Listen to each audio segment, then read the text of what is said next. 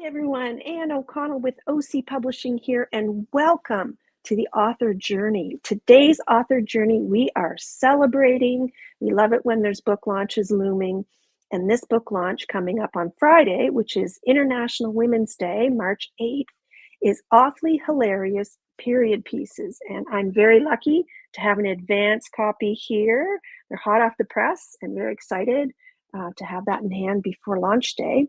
And I'm going to tell you a little bit about it before I bring our special guests up today. The question is, what would be more awful and hilarious than talking out loud about the bodily functions and taboos we've been taught to keep quiet about? Compiled by Hendrie, this intimate, courageous, and transformative anthology features 26 girls and women of all ages sharing poems and stories exploring the ups and downs of menstruation from first period to post-menopause. And I'm one of the contributors, and admittedly, I'm in the premenopause section. Postmenopause now, yay! But this part of the award-winning series, Awfully Hilarious, Period Pieces explores a ubiquitous time of the month, often relegated to jokes and derision. These short pieces of prose and poetry illuminate our collective fascination, trepidation, and shame around the biology of periods, from prepubescence and monthly cycles to perimenopause, hot flashes, and menopause. Told in cycles, Awfully Hilarious Period Pieces looks at menstruation through feminine, but not always female, archetypal milestones of the maiden, mother, and crone, and the many identities we embody in between. We have Hendrie with us today, and she is a writer. Here she is. Hi, Heather. And a therapist based in Whistler, BC. It's her belief that if we all held hands and shared our stories more freely, it would go a long way towards shifting unhelpful, dominant cultural narratives. Heather loves to ski and hike and can generally be found by water or in a forest. And Heather, I just love the approach that you're taking to this Awfully Hilarious series, and look forward to diving in when we bring our other guests up. So welcome, Heather. Thanks so much, Anne. It's absolutely my pleasure. We also have joining us today, Katherine Matthews. Here she is. Hi, Katherine. And Katherine is a freelance writer, editor, and writing instructor, and coming to us from Columbus, Ohio. Thank you very much for joining us. Her nonfiction writing has appeared in Columbus Monthly for over 30 years, and her creative nonfiction earned a grant award from the Ohio Arts Council. A former managing editor at Page Spring Publishing, Katherine also served as editor-in-chief of Flip the Page, Thurber House's teen literary journal, for 10 years. She regularly teaches writing classes for children and adults, as well as producing and performing interactive mysteries for young writers. Well, I want to delve into that as a mystery writer myself. Definitely interested in exploring that a little further. Welcome, Katherine. Very happy to have you on the author Happy journey. to be here. And we also have joining us also from Nova Scotia, my fellow Nova Scotia writer, Lindsey Harrington. She's originally from Newfoundland, and this year she shortlisted for the Fiddleheads Creative Nonfiction Prize and longlisted for CBC's Nonfiction Prize. Woo, woo, woo. Can I get a woo, woo? Her current project includes a short story collection about breakups, an unmotherhood memoir, and a novel about lonely people featuring a seagull named Rigby. Now, who doesn't want to read that? I know I sure do. Welcome, Lindsey, to the author journey. Hey, thanks for having me, Anne. It's absolutely my pleasure. And Lindsey has been on the author journey before. We've talked about her creation, Dart Speak, which is a wonderful open mic night with authors here in Nova Scotia. So lots of fun there. So very excited to have you back, Lindsey, as part of the Awfully Hilarious Period Pieces. Yay. So Heather, it's coming. Oh my goodness, 3 more days. What day are Tuesday, Wednesday? How does it feel to be? It's so thrilling. This has been it's funny. It's been a long but short journey. I realized it's been about 9 months from idea to birth, that's quite cool. Yes. Wow. Yeah, and I also it's March 8th, International Women's Day. It's just so interesting and on point, and that your books have all released on International Women's Day. So yeah, it's very exciting. There's a lot of alignment there. There is. My own novels, yeah. I try to, the first two came out March 8th, 2013 and 2015. That wasn't yesterday. And I'm working on the next one. So hopefully March 8th of 2025. Oh, that would make sense, wouldn't it? 10 years. It's been a long time coming, 10 years. I've been trying to run a publishing company simultaneously. So, but so excited to have been a part of this journey with you, Heather. And I just very excited that we've had so many incredible endorsements for the book already. And we were just talking backstage, and as I said, Lindsey and I are here on the East Coast of Canada. And one of the people who was an early reader and had just wonderful things to say is also on the East Coast, Sandy McDonald, the co-founder of the International Association for Premenstrual Disorders, who said, "These stories matter to menstruators and others alike. Please read this book. I'm delighted to see voices joyously celebrating what has been shamed in secret for far too long." Hallelujah, right? And I love the fact that we're now in a place in time, and Lindsey, maybe you can talk a little bit about this, where we can speak about some of these taboo subjects. And Lindsey's working on a memoir, this whole unmotherhood thing, which kind of resonates with me because I don't have any children. Talk a little bit about the writing that you do, Lindsey, and why this awfully hilarious sort of appealed to you to participate in. Well, and I was so appreciative because I hadn't heard about this call, and you sent me the kind of ad for it the day before it was due, I think. And I really like writing about things that make people uncomfortable anyway. So I was like, oh, I just so happen to have many pieces about, I knew that about you, and I had hoped that would be the case, and I apologize for the late notice. Oh, no. Well, it was, I was excited to get it. So yeah, I just fired in a couple of things that I already had on hand, and I was lucky enough to have them both selected. So one of them had been released as an essay before, and this is the same kind of idea in poetry form. And that kind of explores my period, like throughout my life. And the other one's about my IUD insertion. Can I tell you, that was so uncomfortable to read, but I was so happy that you wrote about it, because, and when I wrote my first novel, Mental Pause, and published it in 2013, things are still like, shh, don't talk about that in public. Like, women are sweating profusely and embarrassed about it. And I'm like, what's there to be embarrassed about? It's something that half the world goes through. So when Heather started to talk about these anthologies and collections, I was like, I'm on board 100%. I had so much feedback at that time that people were like, wow, it's about time that people are, talking about this. And I wrapped it into a mystery. And one reviewer said, "Oh, it's a new genre. It's the Menno mystery." So I was really happy to kind of resurrect that, and thank you, Heather, for allowing me to include that experience. So, Katherine, what brought you into the mix of Awfully Hilarious? I had actually been working on a piece about hot flashes. It kind of floated around my head for a long time. And on occasion, I've written kind of humorous memoir pieces. And I'm like, well, there's obviously, something here.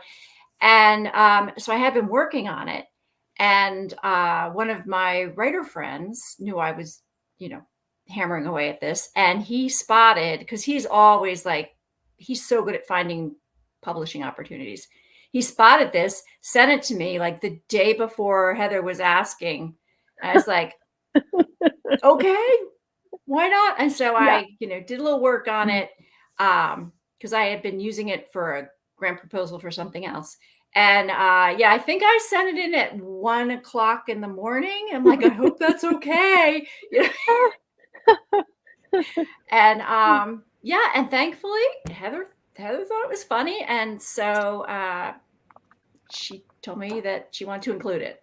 It's very funny, and it really, for me, just kind of embodies the whole purpose around this. And this might be a good opportunity for you to maybe read a little bit of your piece, because as I shared with you backstage, I literally laughed out loud, like in the first paragraph. And you know, this illustration, and you can explain a little bit about that if people can see it. Sure. This describes, you know, what we go through in the perimenopausal mind. Isn't that the best? So, okay, I'm going to solo you, Katherine. Here, I can. I oh, don't know if it shows up on my iPad a little bit, but no, because there we go. Yeah, the graphic is a tangle of Christmas lights, and then every single bulb has something that gave me a hot flash, which ranges from sunlight to anxiety to red wine to fluffy duvets to sitting in an airline seat, and it just or just even a random spotting of Harrison Ford on the television. It just brings the heat on. So, and you don't know when it's going to happen, and it is, except that it's going to happen often during one period of this. So yeah, I will read a little bit. Let me put on glasses. Because we all know that's a thing as well. All right, so here we go. While hot flashes have varied patterns and triggers, as we were talking about, one complaint unifies us all: the bizarre amount of sudden heat. To survive her nighttime flashes, aka night sweats, one friend stationed a cooler stocked with iced towels next to her bed. Another kept her bedroom windows cracked wide at night, even in the dead of winter. After she fell asleep, her shivering husband would tiptoe to the window, only to hear her voice ring out in the dark, "So help me, Scotty, if you touch that window, I'm going to cut off your hands." While I've never threatened my husband with bodily harm during a hot flash, I have climbed into bed and warned him, "Do not touch me." Rather than a denial of affection, this statement simply means that I will burst into flames if you put your hot hand on my arm. I assumed this was my own quirk until another guest at a backyard party confessed to the same bedtime behavior. Instead of laughs, she got nods. One husband reenacted how his wife would pincer his wrist between her fingers and lift his hand off her arm as if removing a moldy head of broccoli from the vegetable drawer. Fortunately, my outer manifestations during a hot flash were minimal. My cheeks pinkened fetchingly, and my upper lip sweated, unlike the receptionist at a magazine I worked for years ago. When she flashed, her sweat-shiny face glowed a brilliant ruby. So instead of turning florid during a flash, I exhibited odd habits. Every time I climbed into my minivan, I spent the first 3 minutes checking the seat warmer light because my back was on fire. And at least once a day, my children would look up from the kitchen table to see me throw open the side-by-side freezer door and wedge myself inside like a side of beef. Alternately, I would grab a bag of bird's eye frozen peas and slap the vegetables against my bare belly with a small shriek. So. Oh, yes. Oh, yeah. Laughed several times. I see Lindsey like grinning from ear to ear. Oh my goodness. Look what you have to look forward to, girls.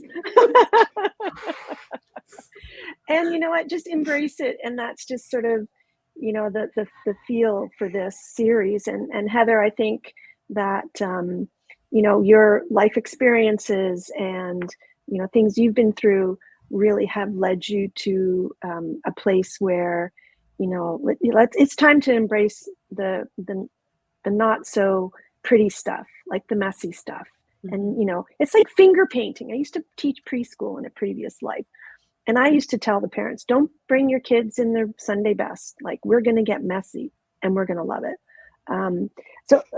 Let's talk a little bit about how the layout of the book sort of unfolded. Like I mentioned the winter moons section.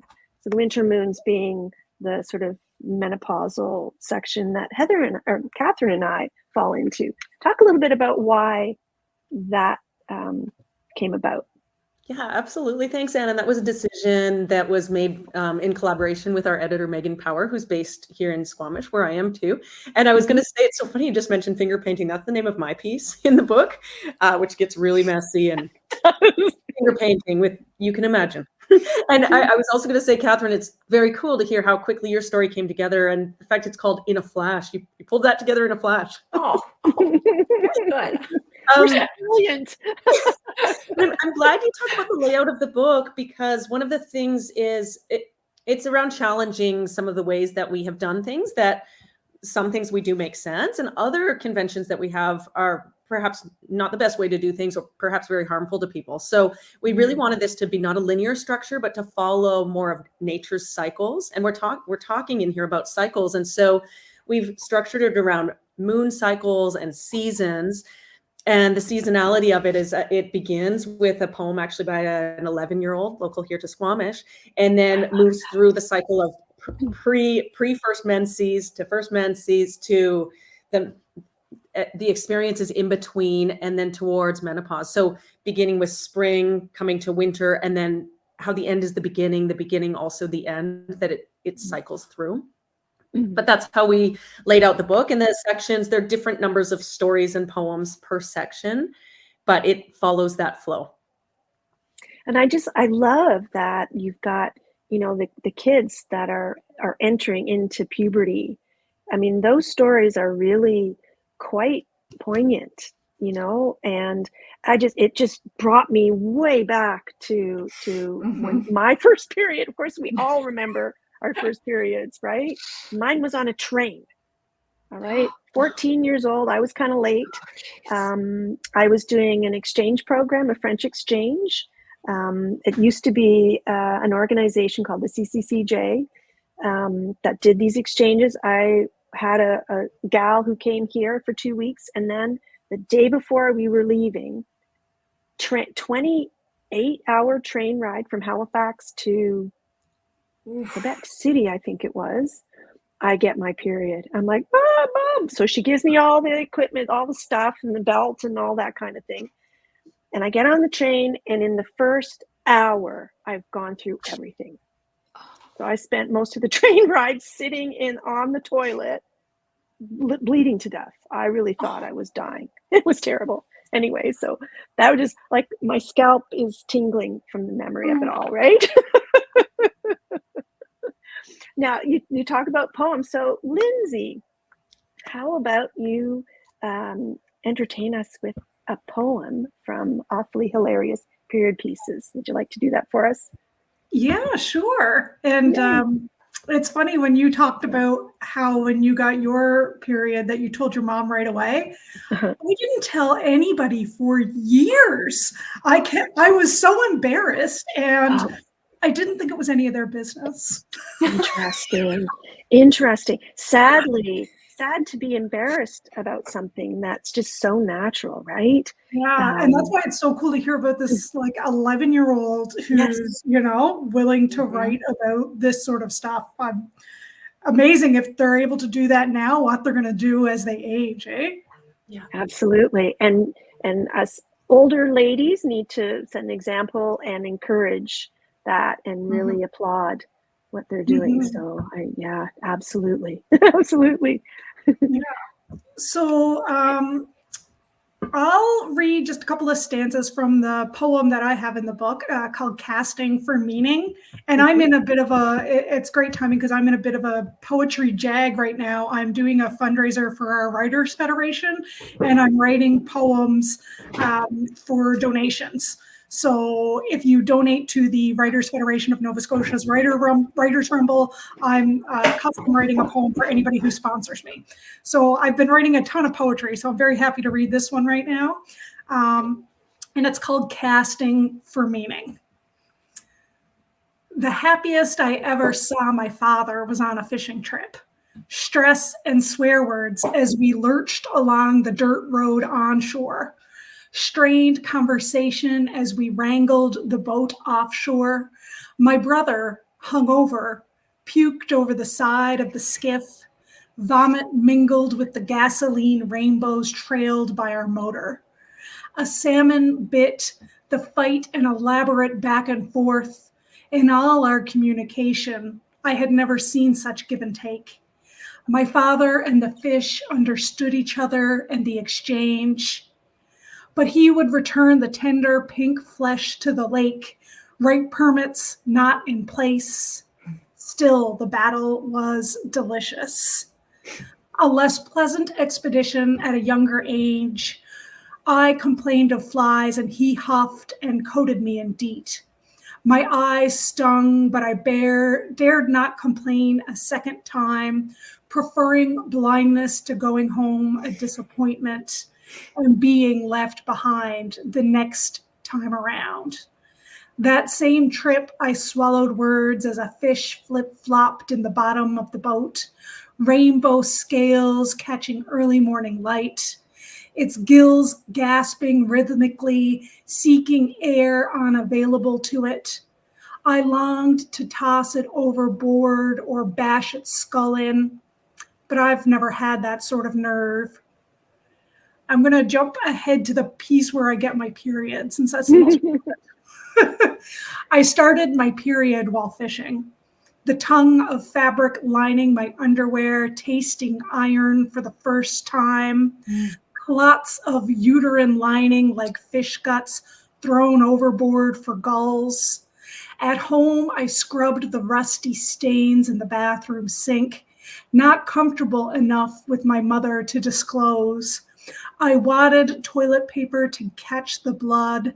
I kept the secret for a year, and when the news leaked, my cheeks were pinched by ants, bestowing womanhood to me, though I still felt like the same child as always.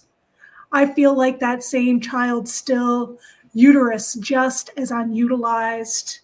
Now my face is pinched with pain from an impinged nerve. It spreads down my leg like uncontained menstrual blood. Some days I can't even walk as far as the pond to cast a reel.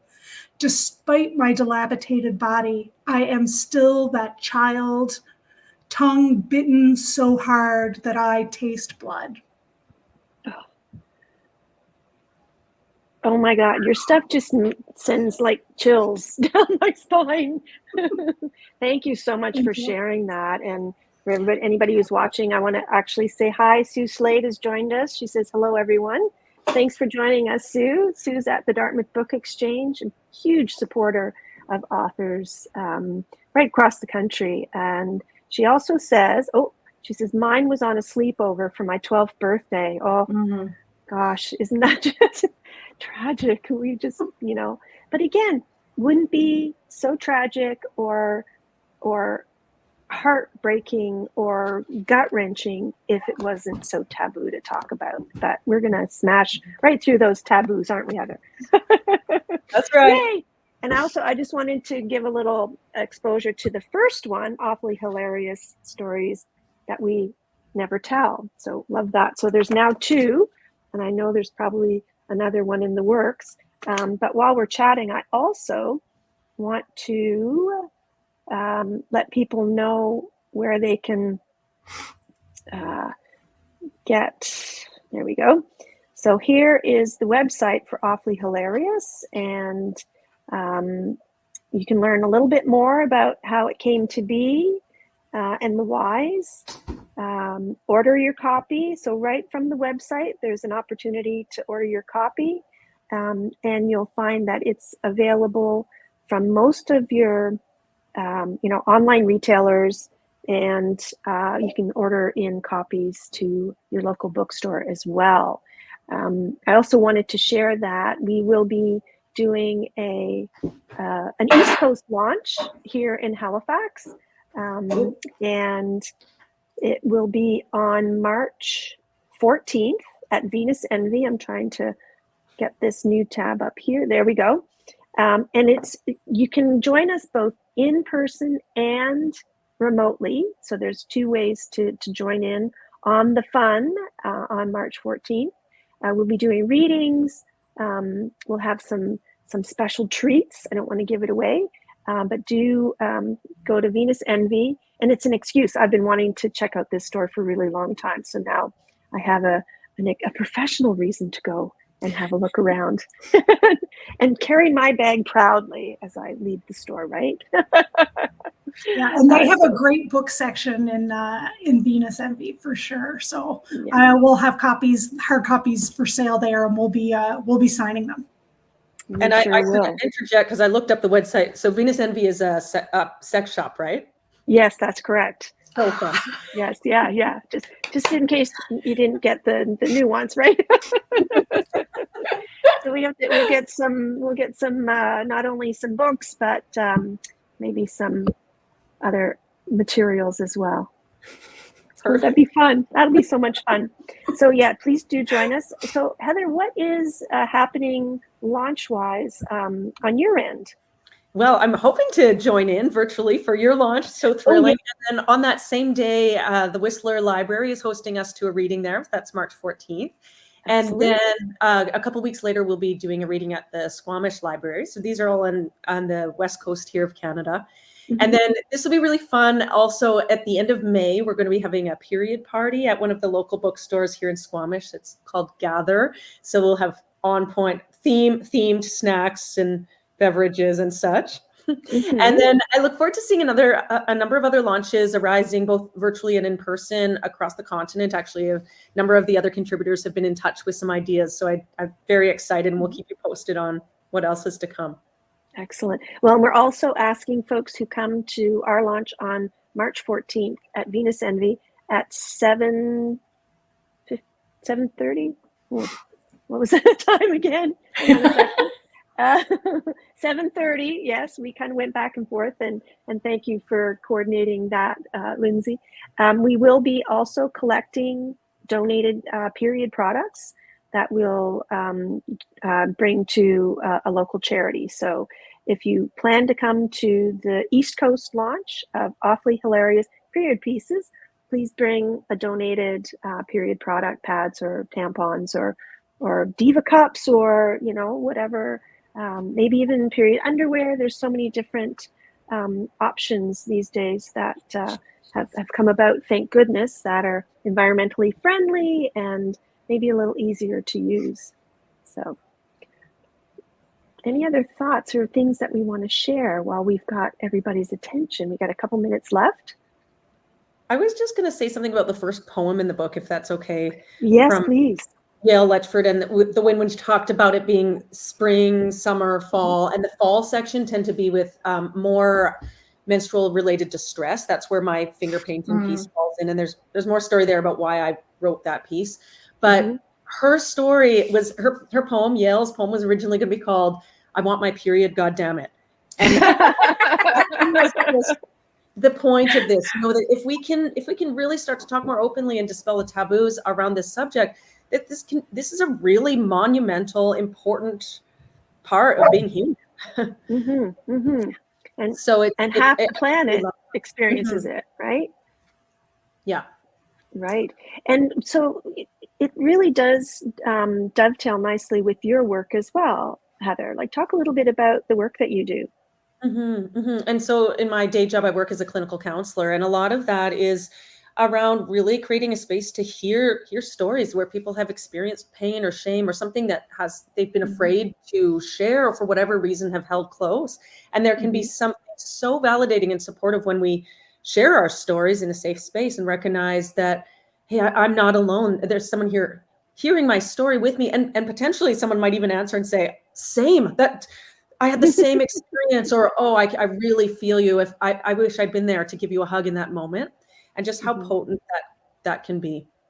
That really is potent. And Katherine, you mentioned in your story that it was like a backyard barbecue chat. Was it sort of a whispered conversation off to the side? Well, no. I was visiting my mom and I had gone to visit my aunt in New York, and I was working on the piece, and I mentioned this to my aunt, and she's like, oh, you should bring it up when everyone comes over for the barbecue. And I was like, okay, sure. Let's practice what we preach. Exactly. And it was a bunch of New York ladies, and they were not shy about this. They, told me their stories. The husbands were all like kind of like this. They were very quiet unless prompted, but they had the good sense to just kind of let the ladies talk, and so that was kind of delightful, because just kind of bringing it forward and being like, hey, I'm writing about this, so now we can talk about it. And it did not take much prompting to get some stories. Yeah. And my own experience before I wrote Mental Pause was literally like lying in bed in a pool of sweat thinking this really sucks, and getting up and changing my t-shirt for the third or fourth time, and then going to my computer and then just hammering out, like as a writer does, like the description of what I was experiencing, and then turning it into a novel, because initially I couldn't have admitted to anybody like what was going on and the drastic mood swings, and I fold into the story extreme menopause, and the main character winds up on trial for murder, and her lawyer wants her to basically plead innocent, but reason of insanity, like extreme menopause, and she doesn't want to do that. But anyway, I don't want to give it away, but I love this discussion, and I just think that we need to have more of them. And Heather, is there another one in the works? Just last week, the title and topic came together, but I'll hold that for the next conversation. Okay. All right, you hold that, and I want to thank you guys. I can't believe how quickly this went. Thank you guys for joining me today on the author journey to celebrate the launch coming up of Awfully Hilarious Period Pieces. Yay! And all the excitement that's surrounding it. So again, thank you guys so much for joining me today and sharing your stories on the author journey, and so much other excitement that's going on. And we'll have to bring you all back and talk about your writer's life outside of Awfully Hilarious. So thanks so much. And we'll see you on the 14th. And please do join us online, Katherine, if you can. Oh, yeah. I'm going to put it on the calendar as soon as I get off here. Excellent. Thank you ever so much. Thank you, Anne. And thank you for joining us on the author journey today, celebrating the upcoming launch of Awfully Hilarious Period Pieces. And we'll see you again next week on the author journey. In the meantime, happy reading and happy writing. Bye for now.